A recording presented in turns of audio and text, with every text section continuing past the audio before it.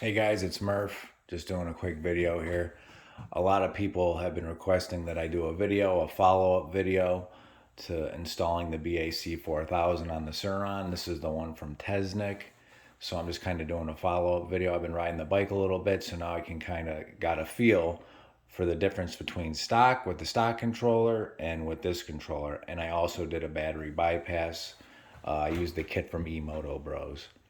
So first off, I just want to say this bike stock, I know a lot of your guys' gauges are saying 49 miles an hour. It's really not doing 49 miles an hour.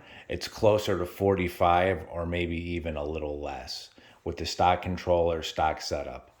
49, it's just not going that fast. So I ended up using a speed app on my phone. Just you can get all kinds of different apps that use GPS to verify your speed. And for me with this bike, and also I don't have a 48 tooth sprocket anymore. It's a 52 tooth. So it decreased the speed a little bit, but also added to torque. It's got 4 more teeth than the stock sprocket. This bike with a stock setup with that sprocket would do 37 miles an hour tops, verified with GPS. Okay. Now with the Teznic controller and the battery bypass, it'll do 53 easy. I haven't really had it flat out for like a mile straight yet. It might even do a little bit more, like 55, 56. But if you guys do the math, even 53 versus 37, that's a 16 mile an hour difference. It's almost 50%. I think it's like 40 something percent difference in the top speed, which is a huge gain.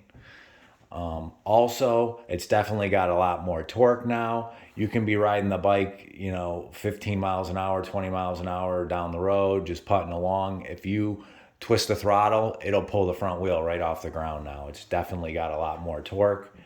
How I could rate that, I don't know. I guess by putting it on a dyno. But there's videos of Jack Cecil out there. He dynos his bike, and he had a similar setup. He did a BAC 4000, I believe, with a battery bypass, and they rated it right around 10, 11 horsepower. But it's definitely an increase from stock. Now, I can't tell you guys how fast it would have went with the stock battery because I never ran the controller with a stock battery. When I hooked the controller up, I did the bypass at the same time. So I don't know what kind of gains you would get out of just a controller with a regular battery. And the one downfall, guys, not to get off task here, but once you do a battery bypass, your gauge is no longer reliable. So I hooked up an aftermarket gauge. If you go online, there's tutorials on how you can do this. You just wire it up to your ignition. And now these are just generic gauges. You can buy them on Amazon. It's kind of hard to see it with the camera, but see it says 86% and you get a battery gauge. You got to set it to your lithium battery. This one's a 16S. So since these gauges are just generic, you kind of got to program it to go along with this battery because every lithium battery is set up differently. But now that's accurate because the battery gauge is not accurate, especially when it's discharging. It's not accurate anymore. So if you do a bypass, you have to hook up some kind of gauge if you don't have a screen or something else. Like I know the Emoto Bros, their kit comes with a screen, so you know where your battery's at, but the Teznic kit doesn't have a screen. And the stock screen doesn't work anymore. It just stays at one number all the time. And like I said, the gauge is no longer reliable on the battery. So you got to figure out something. What else did I want to say? Oh, and for regard to Teznic, it takes them a while to ship controllers. Everybody's just got to be patient. I think it's just hard for everybody out there to get controllers from ASI anyway. That's just time consuming. And then my case was kind of special because mine got lost in the mail, which wasn't Teznic's fault.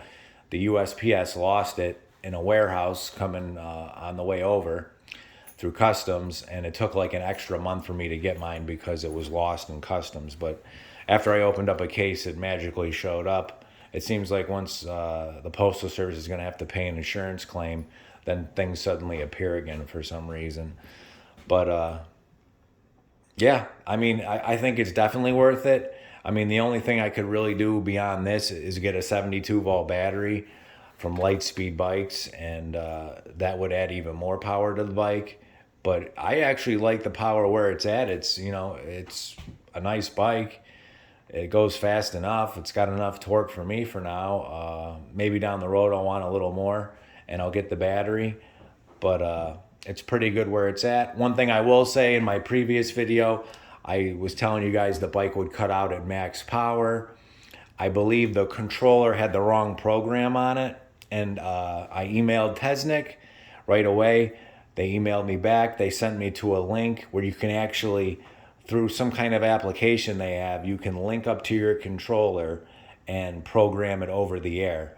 And we reprogrammed it for a program with a battery bypass, and then the bike worked correctly ever since. As far as I can tell, I haven't had any problems.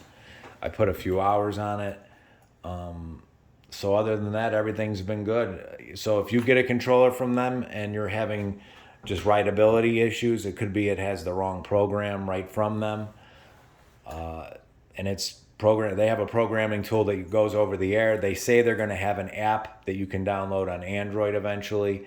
I haven't found it yet, and this is the 1st of May 2021. I haven't seen an app yet. If any of you guys know where to download the app, you can always hit me up in the comments and let me know. But I looked for it the other day, couldn't find anything. So not to drag this video out forever, I do think the upgrade is worth it. Now with everything going on in the world, I think the stock bikes are even more expensive from Luna now than they used to be. I got mine in August of 2020. They were 30 something hundred. I think the price has gone up. They were 36, I believe, back then. I think they're even more expensive now. The controllers, I think, might have gone up in price even. Things just seem to get more expensive as time goes on. There's shortages on everything. So I'd say if you have a chance to get something, just get it while you can. You know, you never know what the future has in store for us. So not to go too long on this, guys, but definitely an upgrade worth doing. The bike's pretty sweet. Beyond this, I mean, everybody, you know, like Fox Shocks and this and that, eventually down the road here, they're going to be releasing the Storm in the US. That's Sur-Ron's full-blown motocross dirt bike. They're going to make an on-road and off-road version. If you're going to put a ton of money into this, I have a feeling that bike's going to be between, you know, 8 and 10,000 in the US. I haven't looked up the price recently, but last I knew it was going to be around 10 grand. Somebody said 7,500, but that seems awfully cheap. It probably will be about 10,000.